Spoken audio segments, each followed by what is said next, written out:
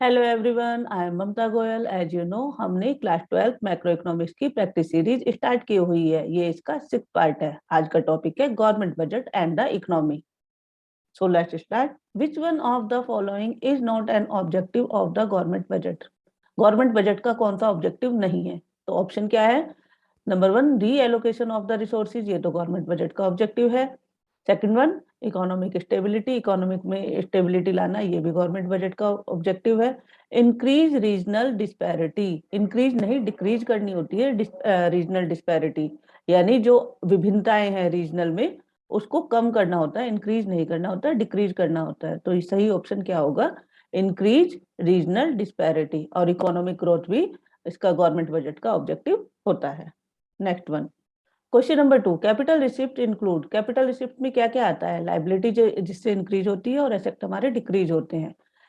तो tax revenue और non tax revenue, ये तो हमारे किसके पार्ट है? रिवेन्यू रिसिप्ट के पार्ट है। तो ये ऑप्शन तो हमारे नहीं होंगे। क्लियर? और ग्रांट फ्रॉम वर्ल्ड बैंक, ये भी हमारा कैपिटल रिसिप्ट में नहीं आएगा। और इसमें सही ऑप्शन क्या होगा? बोरोइंग्स। बोरोइंग से क्या हो रही है? हमारी लाइबिलिटी इंक्रीज हो रही है, तो बोरोइंग हमारा सही ऑप्शन होगा। किसके लिए? कैपिटल रिसिप्ट के लिए। Next one, which of the following statement is true? इसमें से कौन सा स्टेटमेंट हमारा ट्रू है? Number 1, loan from the IMF is a revenue receipt. देखो, रिवेन्यू रिसिप्ट में कभी भी ऐसा नहीं होता है कि लाइबिलिटी इंक्रीज या डिक्रीज होती है या एसेट पर कोई प्रभाव पड़ता है। लाइबिलिटी और एसेट पर हमारा कोई भी प्रभाव नहीं पड़ता है। तो लोन लेने से क्या हो रहा है? हमारी लाइबिलिटी इफेक्ट हो रही है। तो ये ऑप्शन तो हमारा नहीं होगा। Higher revenue deficit necessity lead to a higher fiscal deficit, ये ऑप्शन भी नहीं होगा। बोरोइंग बाय ए गवर्नमेंट, एक गवर्नमेंट का बोरो करना, represent a situation of a fiscal deficit, ये ऑप्शन हमारा सही है। फिस्कल डेफिसिट इसको शो करता है, ये situation. And the revenue deficit is the excess of the capital receipt over the revenue receipt, ये ऑप्शन भी हमारा गलत ऑप्शन है। Clear? Next one, escheat is an example of. Escheat किसका एग्जाम्पल है? ये एग्जाम्पल है हमारा रेवेन्यू रिसिप्ट का। किसका एग्जाम्पल है? रेवेन्यू रिसिप्ट का। इसमें क्या होता है? एस्चीट में क्या होता है? यदि कोई व्यक्ति अपना वारिस बनाए बिना या अपनी प्रॉपर्टी किसी के नाम किए बिना मर जाता है, तो वो क्या होती है? वो सारी प्रॉपर्टी किसके नाम हो जाती है? गवर्नमेंट अपने कब्जे में कर लेती है। तो that is called escheat. Clear? Next one, borrowing are equivalent to the. देखो, बोरोइंग्स को हम फिस्कल डेफिसिट भी बोलते हैं, क्योंकि फिस्कल डेफिसिट जो भी आता है, फिस्कल डेफिसिट क्या होता है? हमारा total expenditure minus total receipt. तो जितना भी फिस्कल डेफिसिट बनता है, जितना फिस्कल डेफिसिट होता है, उतना ही गवर्नमेंट क्या करती है? बोरो करती है उस डेफिसिट को कंप्लीट करने के लिए। तो फिस्कल डेफिसिट को बोरोइंग्स भी बोला जाता है। क्लियर? रिवेन्यू डेफिसिट भी नहीं होगा, प्राइमरी डेफिसिट भी नहीं होगा, नन ऑफ दिस तो नहीं होगा। Borrowing is a capital receipt because, borrowings को क्या बोला जाता है? Capital receipt. क्यों बोला जाता है? क्योंकि ये लाइबिलिटी क्रिएट करती है। क्योंकि बोरो का मतलब क्या हुआ? यदि हमने उधार लिया तो लाइबिलिटी इंक्रीज होगी, क्योंकि वो हमें वापस भी करना होगा। तो it creates a liability. Asset भी नहीं होगा, रिड्यूस्ड लाइबिलिटी भी नहीं होगी, ऑल ऑफ द अबाव भी नहीं होगा। सही ऑप्शन क्या होगा इसका? It creates a liability. Clear? Next one, union budget is the budget of. ये तो सेंट्रल बैंक का होगा नेचुरली, स्टेट बैंक का तो नहीं होगा। यूनियन बजट कौन बनाता है? सेंट्रल बैंक बनाती है। लोकल गवर्नमेंट का भी नहीं होगा, स्टेट गवर्नमेंट का भी नहीं होगा, और इलेक्शन कमीशन का तो नहीं होगा। Next one, revenue deficit is equal to. देखो, मैंने बताया था आपको रिवेन्यू डेफिसिट क्या होता है। जो हमारा एक्सपेंडिचर होता है, रिवेन्यू एक्सपेंडिचर होता है, उसमें से हम क्या करते हैं? माइनस कर देते हैं रिवेन्यू रिसिप्ट को। तो सही ऑप्शन क्या होगा इसमें? Total expenditure minus total receipt. No, revenue expenditure revenue receipt, ये वाला ऑप्शन होगा, B option. Next one, fiscal deficit minus interest payment, ये क्या होता है? हमारा प्राइमरी डेफिसिट होता है। तो ये ऑप्शन भी नहीं होगा। और total expenditure, fiscal deficit minus revenue expenditure, ये भी कोई ऑप्शन नहीं होगा। तो सही ऑप्शन क्या है इसका? हमारा B option. Next one, interest income is a part of. Interest income किसका पार्ट है? हमारा non tax revenue, yes. Revenue receipt, yes. Both A and B. Non tax revenue भी आ जाएगा इसमें, रिवेन्यू रिसिप्ट भी आ जाएगा। तो सही ऑप्शन क्या होगा इसका? सी ऑप्शन होगा। क्योंकि देखो, इसमें नॉन टैक्स रिवेन्यू जो होते हैं और जो रिवेन्यू रिसिप्ट होते हैं, यही क्या बनते हैं, हमारे पार्ट बनते हैं किसके, इंटरेस्ट इनकम के। Next one, in a government budget revenue deficit is 50,000। Revenue deficit क्या है हमारा, आरडी, क्या है हमारा 50,000 crore, and borrowings are the 75 crore. Borrowings क्या है हमारी 75 crore. The fiscal deficit will be, देखो मैंने पीछे भी बताया आपको और फिर बताती हूँ कि जो बोरोइंग्स होती है उसी को क्या बोलते हैं, फिजिकल डेफिसिट बोलते हैं। क्योंकि फिजिकल डेफिसिट क्या होता है, टोटल एक्सपेंडिचर में से टोटल रिसिप्ट को घटाकर हमें फिजिकल डेफिसिट मिलता है, और जितना फिजिकल डेफिसिट होता है उतनी गवर्नमेंट उसको कवर करने के लिए बोरोइंग करती है। तो फिजिकल डेफिसिट को क्या बोलेंगे हम, बोरोइंग्स भी बोलेंगे। तो 75,000 crore is the correct option. तो बी ऑप्शन इसका क्या होगा, इसका करेक्ट ऑप्शन होगा। Next one, which one is a capital receipt. Capital receipt में क्या होता है, लाइबिलिटी क्या होती है हमारी, इंक्रीज होती है, और एसेट क्या होती है, डिक्रीज होती है। तो वहीं पर क्या बन जाती है हमारी कैपिटल रिसिप्ट। तो सही ऑप्शन क्या होगा इसका, license and the court fee. Court fee, fee का तो मतलब हो गया ये रिवेन्यू रिसिप्ट में आएगा, तो ये ऑप्शन तो इसका नहीं होगा। Financial help from the Microsoft for the victim of the flood at affected area, ये भी नहीं होगा। ये भी किस में आएगा, रिवेन्यू रिसिप्ट में आएगा। सेल्स ऑफ द 40% शेयर, कि हमने क्या करा, अपने 40% शेयर को सेल कर दिया, डिसइन्वेस्टमेंट भी बोल देते हैं, और उसको सेल आउट कर दिया। इससे क्या हुई हमारी एसेट कम हुई। तो of the public sector undertaken to a private enterprises, तो सही ऑप्शन क्या होगा, ये कैपिटल रिसिप्ट का C option. Profit of LIC, ये ऑप्शन भी नहीं होगा। Next one, which one of the following is a part of capital expenditure. इसमें से कौन सा पार्ट है जो कैपिटल एक्सपेंडिचर का होगा। कैपिटल एक्सपेंडिचर में क्या होता है, हमारी लाइबिलिटी क्या होती है, डिक्रीज होती है, और एसेट क्या होती है, इंक्रीज होती है। क्लियर, लाइबिलिटी क्या होती है हमारी, डिक्रीज होती है, और एसेट क्या होती है हमारी, इंक्रीज होती है। तो salary paid to the army officer, ये तो हमारा रेवेन्यू एक्सपेंडिचर होता है। Expenditure on the construction of the metro, ये हो जाएगा आपका, जो एक्सपेंडिचर करते हैं हम कंस्ट्रक्शन ऑफ मेट्रो पर, ये हमारा गवर्नमेंट का एक्सपेंडिचर किस में आएगा, कैपिटल एक्सपेंडिचर में। Pension paid to the retire government employees, ये भी नहीं होगा। Interest paid on the national डेब्ट, ये भी नहीं होगा। तो सही ऑप्शन क्या होगा इसका, B option, expenditure on the construction of the metro, क्योंकि इससे हमारी क्या हो रही है, एसेट को इंक्रीज हो रही है।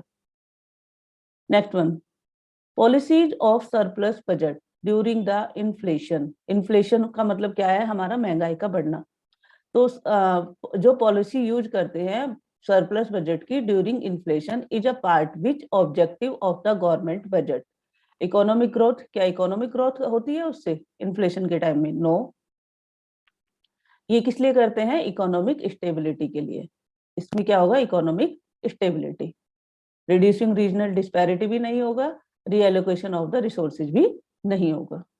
Next one, question number 14, which of the following condition satisfy the concept of the revenue receipt. Revenue receipt पे क्या होता है, ना तो हमारा लाइबिलिटी पर कोई इफेक्ट पड़ता है और ना ही एसेट पर। लाइबिलिटी भी इंक्रीज डिक्रीज नहीं होती है और एसेट भी हमारा इंक्रीज डिक्रीज नहीं होता है।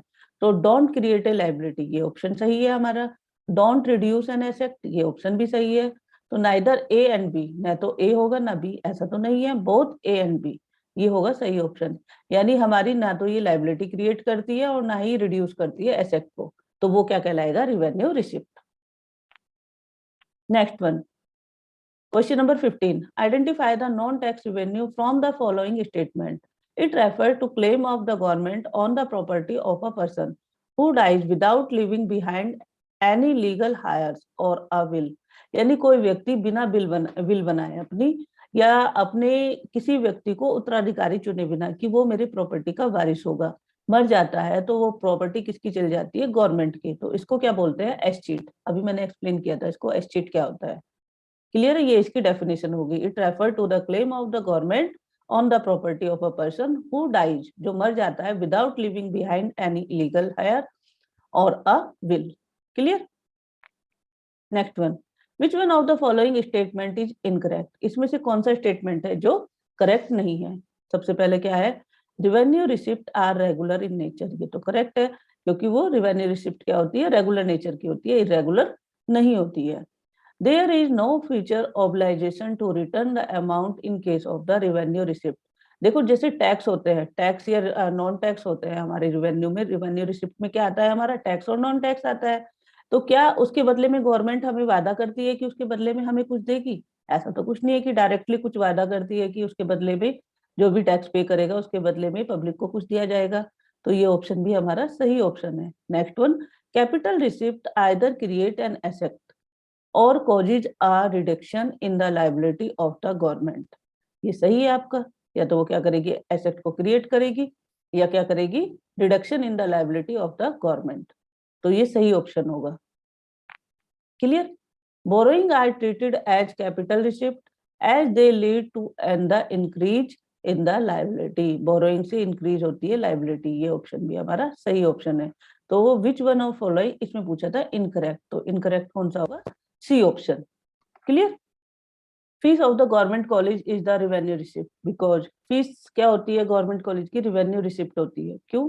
It create liability of the government, no. It neither create any liability, fees देने के बदले में हमें कुछ देना तो नहीं होता कि उधार दिया है क्यों नहीं वापस देना है, या उसके बदले में गवर्नमेंट आपको कुछ देगी तो लाइबिलिटी क्रिएट नहीं कर रही है। एंड रिड्यूस एनी एसेट, इससे गवर्नमेंट का कोई एसेट भी रिड्यूस नहीं हो रहा था और लाइबिलिटी भी क्रिएट नहीं कर रही है, क्योंकि यदि गवर्नमेंट को हम फीस देते हैं तो उसके बदले में गवर्नमेंट हमें कुछ वापस तो नहीं देती है। तो ये क्या होगा, सही ऑप्शन होगा। कौन सा, बी ऑप्शन। बी ऑप्शन सही होगा। It create liability of a government, government की यदि लाइबिलिटी क्रिएट होती है तो रेवेन्यू रिसिप्ट में आती ही नहीं। तो it neither create any liability no reduce any asset of a government. तो सही ऑप्शन क्या होगा, बी ऑप्शन। नेक्स्ट ऑप्शन भी देख लेते हैं, it neither create any asset nor reduce any liability of the government, ये भी नहीं होगा। It increase asset of the government, ये ऑप्शन भी नहीं होगा। If the budgetary deficit of a government 25,000 crore, budgetary deficit हमारा कितना है 25,000 crore, and the borrowing and the other liabilities are 7,000 crore, how much will be the fiscal deficit. इसमें क्या होगा, इन दोनों को सम कर दिया जाएगा, 25,000 प्लस 7,000 करोड़, तो ये क्या हो जाएगा हमारा 32,000 करोड़। तो बी ऑप्शन इसका सही ऑप्शन होगा। Next one, identify the indirect tax from the following option. Indirect tax कौन सा होता है, तो कॉर्पोरेट टैक्स, ये तो जिस पर लगता है उसी को देना होता है, तो ये हमारा इनडायरेक्ट टैक्स नहीं होगा, ये तो होगा हमारा डायरेक्ट टैक्स, ये सही ऑप्शन नहीं है। इनकम टैक्स भी हमारा डायरेक्ट टैक्स में आता है, क्योंकि ये इनकम टैक्स जिस पर लगता है वही इसको पे करता है। And goods and service tax, GST, is the correct option of the indirect tax. और कैपिटल गेन टैक्स, ये भी वही देता है जो इसको लेता है।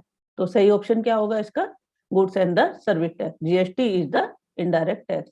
ये इस तरह से भी आ सकता है, GST is the example of direct tax or indirect tax, तो इसको भी आप कर सकते हैं।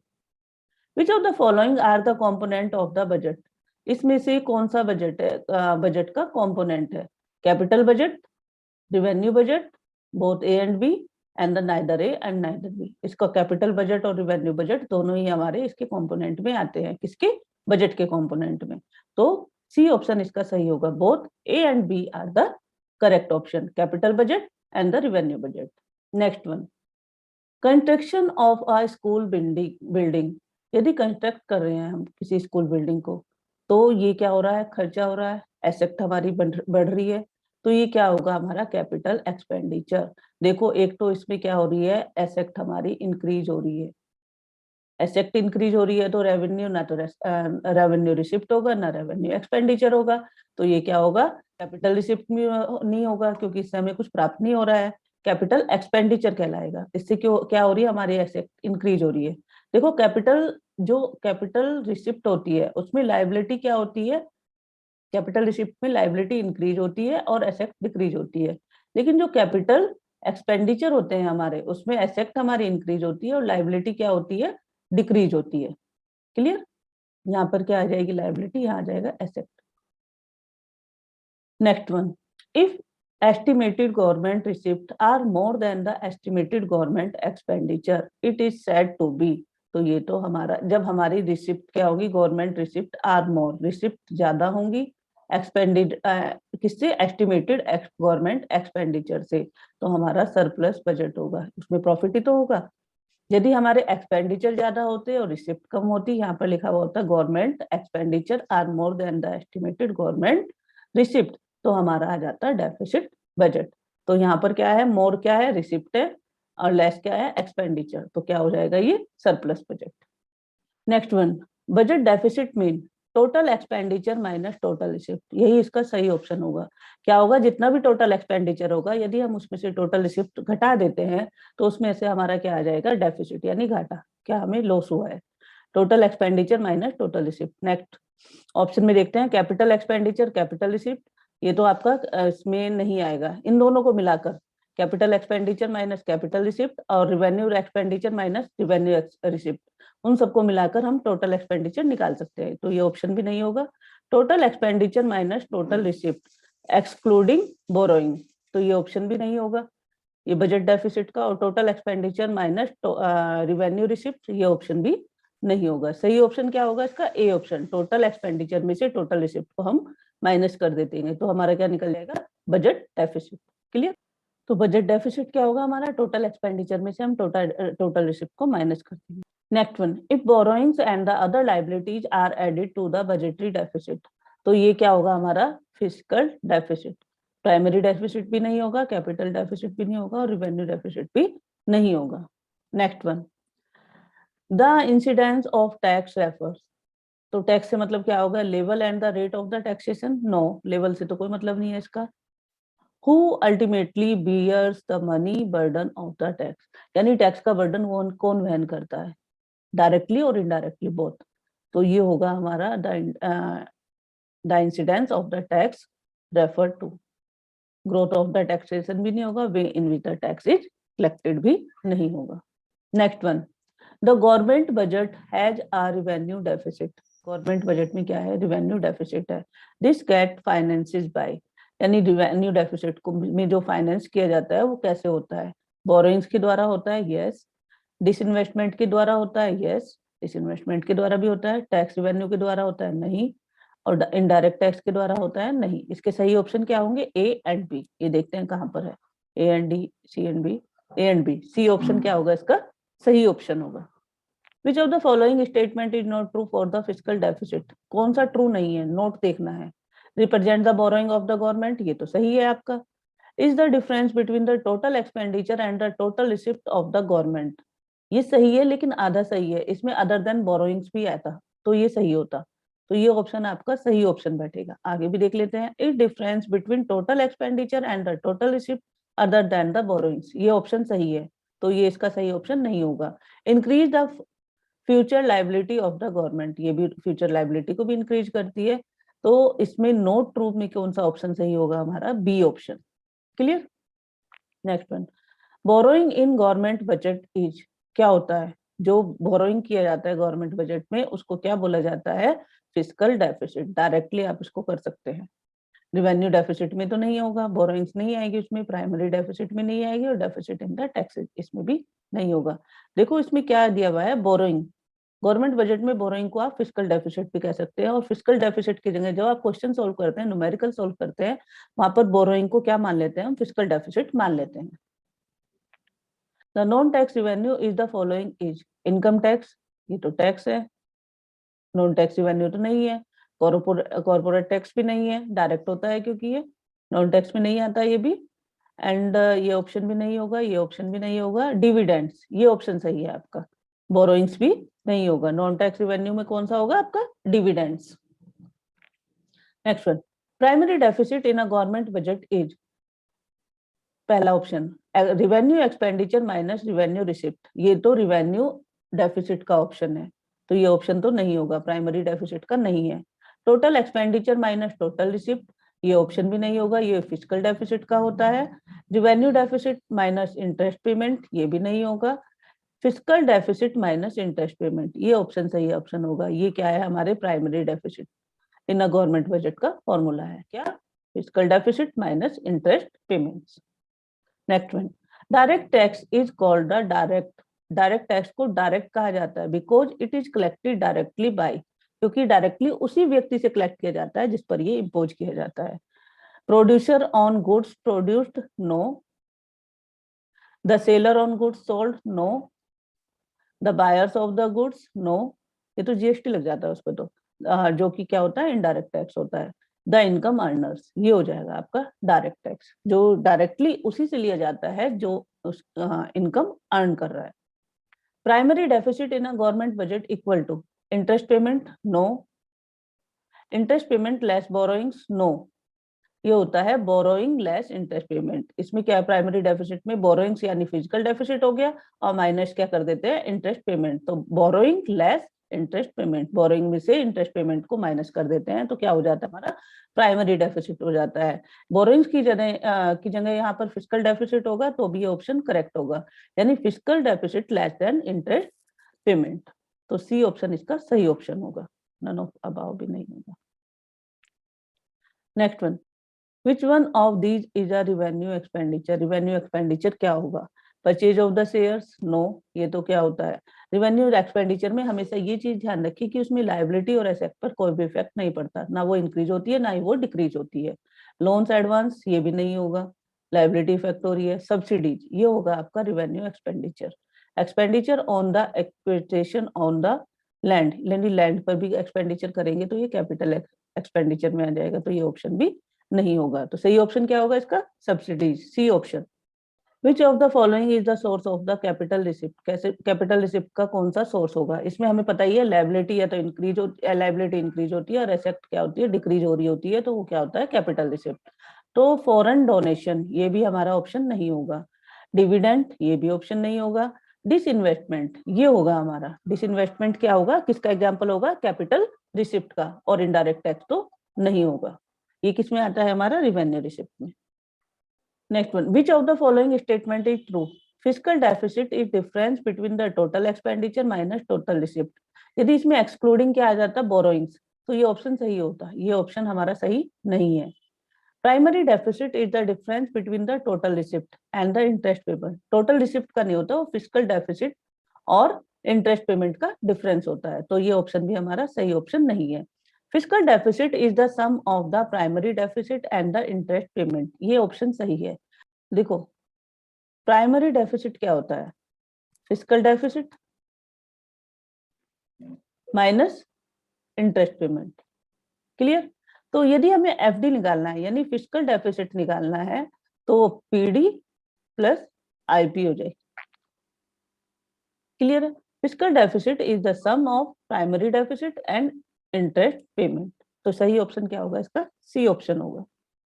Next one, which of the following is not the revenue receipt? Revenue receipt क्या नहीं है? रिवेन्यू रिसिप्ट में क्या देखेंगे हम, लाइबिलिटी क्या होती है हमारी, लाइबिलिटी और एसेट, इस पर कोई भी इफेक्ट नहीं पड़ता। लाइबिलिटी भी इंक्रीज और डिक्रीज नहीं होती है, एसेट भी क्या होती है, इंक्रीज और डिक्रीज नहीं होती है। रिकवरी ऑफ लोन, यही हमारा रिवेन्यू रिसिप्ट नहीं होगा। क्यों? क्योंकि इससे क्या होती है, हमारी लाइबिलिटी पर इफेक्ट पड़ता है।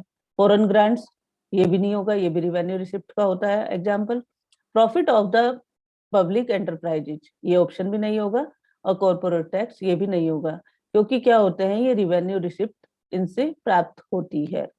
इसमें पूछा which is following is not the revenue receipt, इसमें से रिवेन्यू रिसिप्ट कौन सी नहीं है, recovery of the loans. Next one, identify the correct flow chart depicting the nature of the capital expenditure, यानी कैपिटल एक्सपेंडिचर क्या होता है, इसमें से दिखाना है। देखो, कैपिटल एक्सपेंडिचर में क्या होती है, लाइबिलिटी क्या होती है हमारी, डिक्रीज होती है, एसेट क्या होती है हमारी, इंक्रीज होती है। इसी चीज को ध्यान रखना है इसमें। नाइदर क्रिएट अ लाइबिलिटी, पहली कंडीशन ठीक है, डिक्रीज होती है। Neither create a liability nor reduce any asset, ये ऑप्शन तो हमारा नहीं होगा। आइदर क्रिएट ए लाइबिलिटी, ये भी नहीं हो सकता। रिड्यूस एनी एसेट, ये भी नहीं होगा। Either reduce a liability, reduce हो रही लाइबिलिटी, और क्रिएट एनी एसेट, एसेट को क्रिएट करती है या रिड्यूस करती है लाइबिलिटी को, तो सी ऑप्शन इसका सही ऑप्शन होगा। Capital expenditure neither reduce a liability nor create any asset, ये होता है हमारा कौन सा, रिवेन्यू एक्सपेंडिचर एंड रिसिप्ट का। तो सही ऑप्शन क्या होगा, सी ऑप्शन। मैंने बताया ना आपको, लाइबिलिटी क्या होती है, इसमें डिक्रीज होती है, एसेट क्या होती है, इंक्रीज। तो आइदर रिड्यूस ए लाइबिलिटी और create any asset. Next one, identify the missing item in the following expenditure. Fiscal deficit minus interest payment, ये किसका फॉर्मूला होता है आपका? प्राइमरी डेफिसिट का। किसका फॉर्मूला होता है? प्राइमरी डेफिसिट का। रिवेन्यू डेफिसिट का फॉर्मूला क्या होता है? Revenue expenditure minus revenue receipt. तो ये ऑप्शन तो नहीं होगा, बोथ ए बी नहीं होगा, नाइदर ए बी भी नहीं होगा। तो ये किसका ऑप्शन हो जाता है? प्राइमरी डेफिसिट का। यदि फिस्कल डेफिसिट की जगह यहाँ पर बोरोइंग्स आ जाती है तो भी प्राइमरी डेफिसिट ही इसका सही ऑप्शन होगा। बोरोइंग्स माइनस इंटरेस्ट पेमेंट, तो यहाँ पर क्या आ जाएगा आपका? Primary deficit. Next one, next question, which of the following flow chart is incorrect. इसमें क्या निकालना है कि कौन सा फ्लो चार्ट हमारा इनकरेक्ट है। इसका निकालना है फिस्कल डेफिसिट का। देखो फिस्कल डेफिसिट का फॉर्मूला क्या होता है? फिस्कल डेफिसिट में होता है total expenditure minus total receipt. और इसमें क्या कर जाता है? एक्सक्लूडिंग क्या किया जाता है? बोरोइंग्स को एक्सक्लूड कर दिया जाता है।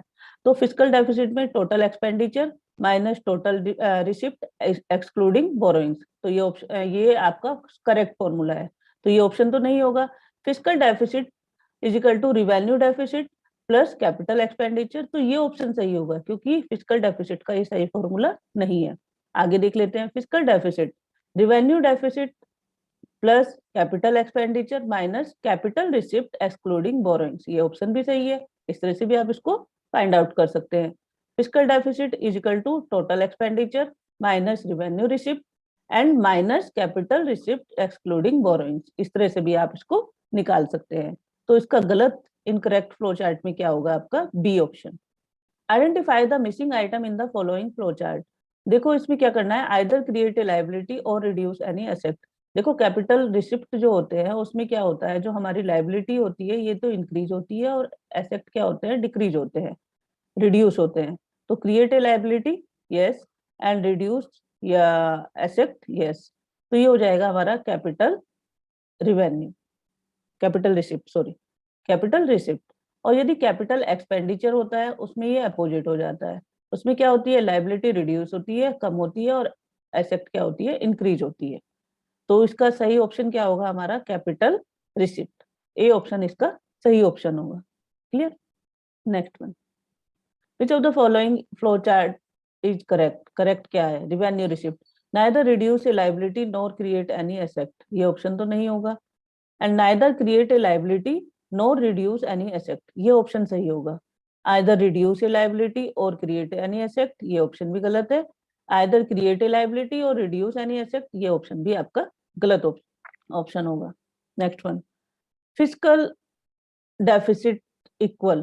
फिस्कल डेफिसिट किसके होगा? मैंने आपको बताया था फिस्कल डेफिसिट बोरोइंग्स के इक्वल होगा।